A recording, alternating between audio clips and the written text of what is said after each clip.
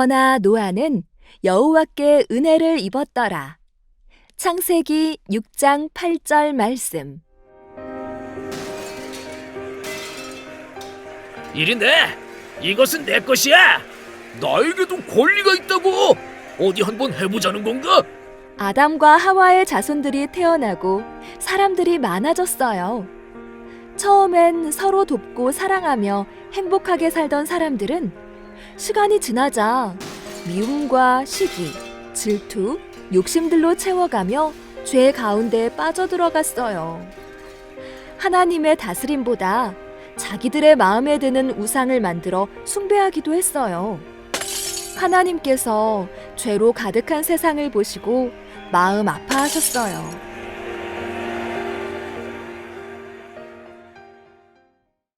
그래서 하나님은 이 세상을 심판하시기로 하셨어요. 이 땅에 심판을 내리시기 전 하나님은 한 사람을 준비시키셨어요. 하나님께서는 죄를 심판하시지만 하나님 나라를 계속 이어나가실 계획을 갖고 계셨고 노아에게 물로 세상을 심판할 것을 대비시키셨어요. 노아야, 아주 커다란 방주를 만들어라. 노아는 하나님의 말씀에 순종해서 열심히 배를 만들었어요. 그리고 사람들에게도 전했어요. 빨리 회개하세요! 하나님께서 곧 심판하신대요! 어서 와서 함께 방주를 만들고 그곳으로 들어가요! 아이고, 저 노아가 드디어 미쳤네. 이렇게 마른 하늘에 비라니. 에휴. 하지만 노아의 가족 말고는 어느 누구도 노아의 말에 귀를 기울이지 않았어요. 마침내 하나님께서 심판하시기로 한 날이 되었고 노아 가족과 각종 동물들만 탄 방주의 문이 닫혔어요.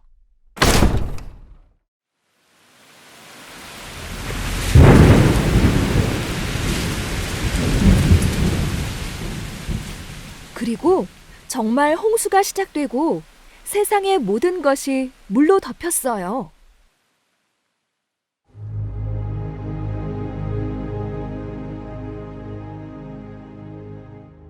이제 비가 그치고 땅이 마른 것 같아요. 우리 모두 방주 밖으로 나가봅시다. 밖으로 나온 노아와 그의 가족은 세상에 남아있는 것이 자신들과 동물들밖에 없다는 사실에 절망스러운 마음도 들었어요. 모두 죽고 우리 8명밖에 남지 않았는데 다시 시작할 수 있을까? 하지만 노아는 자신과 가족들을 구원해 주신 하나님께 감사의 예배를 드렸어요.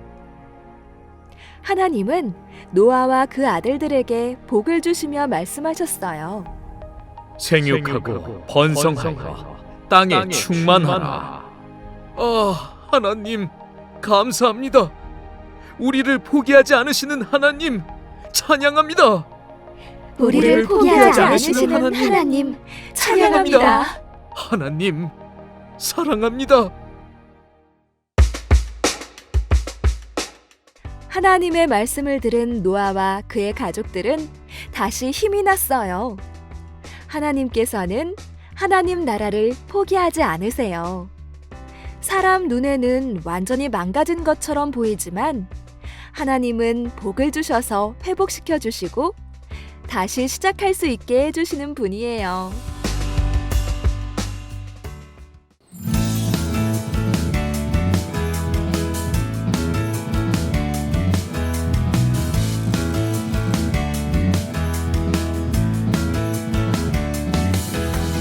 하나님이 노아와 그 아들들에게 복을 주시며 그들에게 이르시되 생육하고 번성하여 땅에 충만하라. 하나님이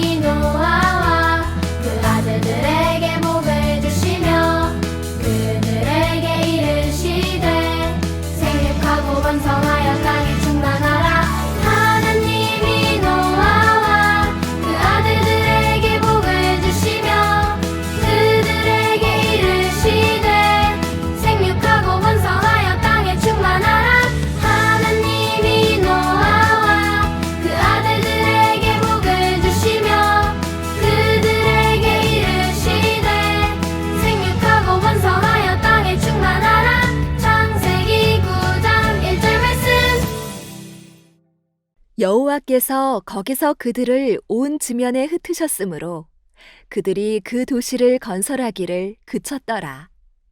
창세기 11장 8절 말씀. 홍수 후에 하나님께서 노아에게 복을 주시면서 하신 말씀 기억하나요? 생육하고 번성하여 땅에 충만하라. 바로 이 말씀이에요. 친구들은 하나님께서 말씀하시면 반드시 이루어지는 것을 믿나요?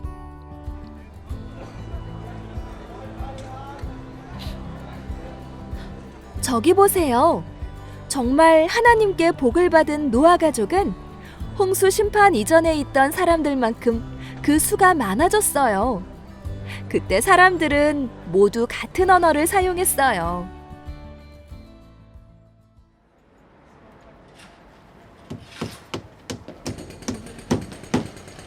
높은 탑을 쌓읍시다. 어디서 보아도 우리의 탑이 보이도록 높게 높게 쌓아서 우리의 힘을 자랑하며 삽시다. 좋아요. 좋습니다. 사람들은 함께 모여 살면서 탑을 하늘 꼭대기까지 높이 쌓아 이름을 내고 흩어지지 않으려고 했어요. 하지만 이것은 세계 곳곳으로 흩어져 번성하라는 하나님의 말씀에 불순종하는 일이었어요. 더 높게 쌓아갑시다. 그래요. 힘을 내요. 사람들은 주변 이웃에게 자신들의 힘이 얼마나 강한지 보여주고 싶어서 높고 높은 바벨탑을 쌓아가기 시작했어요.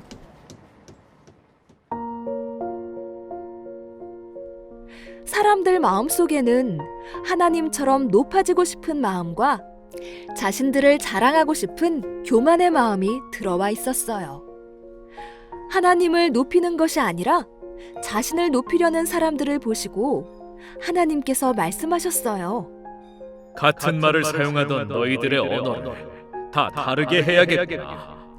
하나님께서는 다시는 이런 일을 하지 못하도록 사람들의 언어를 혼잡하게 하셨어요. 모두 같은 말을 쓰던 사람들이 서로의 말을 알아들을 수 없게 되었어요. 이 나무 좀 위로 올려주시오. 여기에 망치질을 하면 어떡해요? 뭐라고 하는 거예요? 사람들은 서로의 말이 통하지 않으니 더 이상 탑을 쌓을 수 없었어요. 결국 서로 싸우다가 말이 통하는 사람들끼리 모여서 흩어지게 되었어요. 하나님께서 그 땅을 바벨이라고 부르셨어요. 바벨은 혼잡하다, 흩어지다라는 뜻이에요. 근데 높은 탑과 도시를 만드는 사람들이 벌을 받았나요? 사람들은 높은 탑을 쌓아서 자신을 높이려고 했어요. 왕이신 하나님의 다스림을 받지 않고 자기가 인생의 주인이 되려고 했어요. 하나님께서 사람들의 교만한 마음을 보신 거예요. 이것은 하나님 앞에서 큰 잘못이에요. 우리가 하나님보다 높아질 수 있나요? 사람을 만드시고 뜻대로 다스리시는 분은 하나님이세요. 사람은 세상의 유일한 왕이신 하나님보다 높아질 수 없어요. 하나님께서는 하나님의 백성을 사랑하시지만 하나님보다 높아지고자 하는 교만한 마음을 기뻐하지 않으세요. 탑을 쌓던 사람들은 언어가 혼잡하게 되고 흩어지는 벌을 받았어요. 하지만 그 속에 감춰진 하나님의 은혜가 있어요. 어떤 은혜가 있어요? 하나님은 아담과 하와로부터 계속해서 말씀해 오셨어요. 땅에 가득하여 번성하라. 하나님은 말씀이 이루어지도록 사람들을 흩으시고 이루어가는 은혜를 주셨어요. 그게 바로 우리에게 주신 은혜예요. 하나님께서는 하나님 나라를 이어가세요.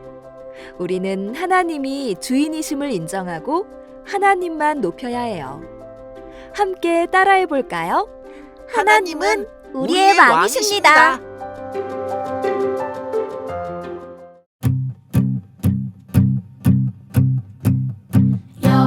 여호와께서 거기서 그들을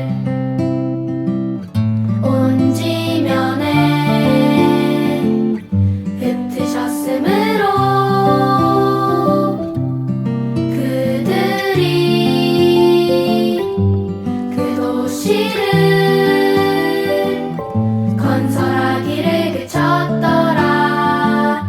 창세기 11장 8절. 여호와께서 거기서 그들을 온 지면에 흩으셨으므로 그들이 그 도시를 건설하기를 그쳤더라. 창세기 11장 8절.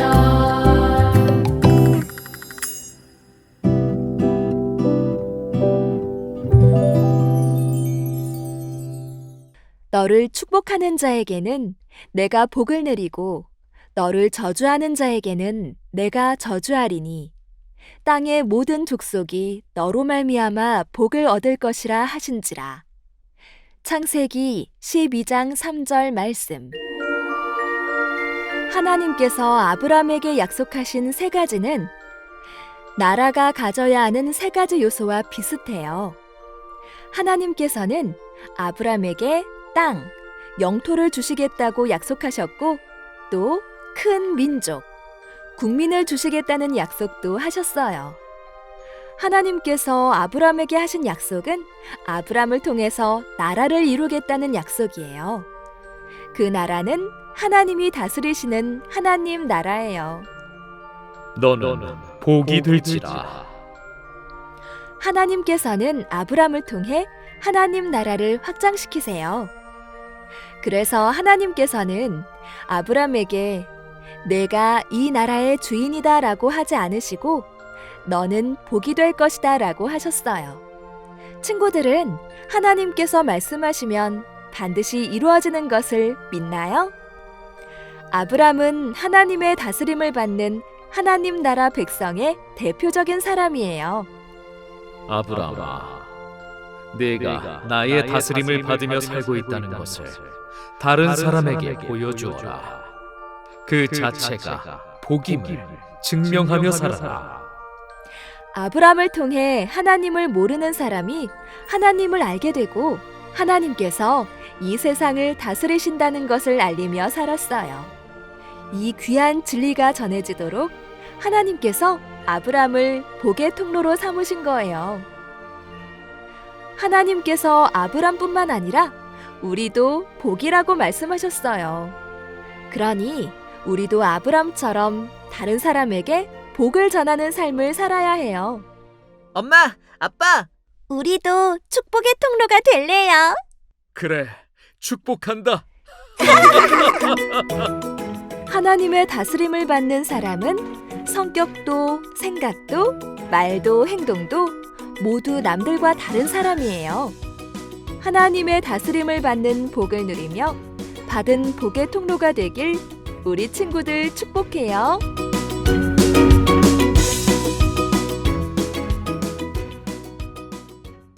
내가 그로 그 자식과 관속에게 명하여 여호와의 도를 지켜 의와 공도를 행하게 하려고 그를 택하였나니 이는 나 여호와가 아브라함에게 대하여 말한 일을 이루려 함이니라.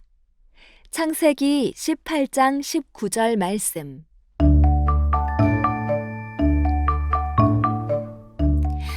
의와 공도라는 말은 무슨 뜻일까? 나도 처음 들어보는데. 의와 공도는 정의와 공의라는 의미예요. 하나님께서 아브라함이 말씀에 순종하고 정의와 공의를 실천하게 하기 위해 그를 선택하셨다는 의미가 담겨 있는 말이지요. 그럼 하나님 나라의 백성은 정의와 공의를 행하면서 사는 사람이어야겠네요. 그렇다면 정의와 공의란 어떤 걸 말하나요? 아브라함의 행동을 보면 그 의미를 알 수 있어요. 소돔과 고모라에 대한 부르짖음이 크고 그 죄악이 심히 무겁구나. 소돔과 고모라는 우상을 숭배하고 서로의 욕심만을 채우려고 했어요. 겉으로는 풍족하였으나 그 안은 아주 부패한 도시였어요. 하나님은 죄로 가득한 소돔과 고모라를 심판하기로 하셨어요. 이를 안 아브라함이 하나님께 다급하게 말했어요. 하나님, 소돔과 고모라에 하나님 말씀대로 사는 의인이 있다면 그 사람들도 모두 심판받는 건가요? 그 성 중에 의인 50명이 있을지라도 그곳을 멸하실 것인가요? 내가 만일 소돔 성읍 가운데에서 의인 50명을 찾으면 그들을 위하여 온 지역을 용서하리라. 아브라함은 계속해서 의인을 찾아다녔어요. 그리고 하나님께 계속 기도했어요.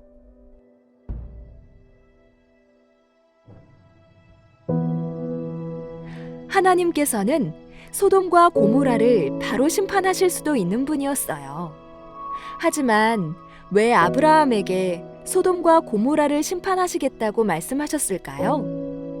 그건 하나님께서 아브라함의 반응을 보고 싶으셨던 거예요. 하나님 나라의 백성으로서 아브라함이 정의롭고 공의로운 행동을 하는지 궁금하셨어요. 하나님께서 말씀하셨을 때 아브라함이 보인 반응을 다시 볼까요? 하나님께 벌을 받아 마땅하다고 생각해요라고 말하지 않았어요. 하나님, 소돔과 고모라에 많은 사람들이 죄를 지었어도 의인 50명을 봐서라도 용서해 주세요. 하나님, 의인 45명, 40명, 30명, 20명, 10명을 봐서라도 용서해 주세요. 아브라함은 간절히 기도했어요.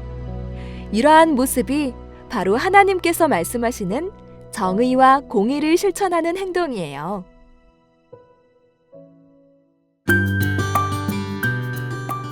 아브라함이 실천한 정의와 공의는 두 가지 특징이 있어요.